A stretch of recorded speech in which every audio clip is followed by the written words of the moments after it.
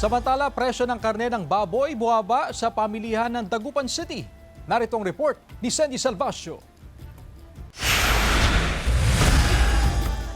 Good news para kay Chef Christian ang pagbaba sa presyo ng karne ng baboy sa pamilihan. Mas na kami dahil mas kumikita pa kami ng mas Pero kabaliktaran daw ito sa mga nagtitinda ng karne ng baboy sa Malimgas Public Market sa Dagupan City. Kasabay kasi ng pagbaba ng presyo ay ang pagtumal ng bentahan.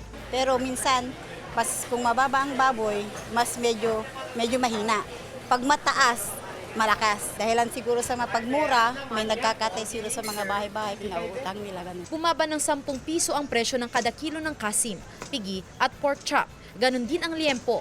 Paliwanag ng sinag, bunsod ito ng pagbaba sa presyo ng live weight ng baboy. Ang dating nasa 195 pesos kada kilo na live weight price sa Northern Luzon, ngayon ay nasa 180 pesos kada kilo na lang. Of course, lugi na naman yung mga racers. Gusto nila ialaga siguro ng mas malaki para medyo yung gain in weight doon nila hahabulin. Nararanasan pa rin daw ang oversupply sa lokal na karne ng baboy. Bumaba rin ang presyo ng imported na karne ng baboy na bunsod din ng oversupply. Hiling ng sinag sa pamahalaan. Ibalik sa 30% ang taripa ng imported pork meat products upang maiwasan ang tuluyang pagkalugi ng mga hog racer at pork vendors. The best way, ibalik yung tariff sa 30% para at least yung landed cost almost the same dito sa ating local na dress. Kasama si Daryl Peralta, Sandy Salvacio, One North, Central Luzon.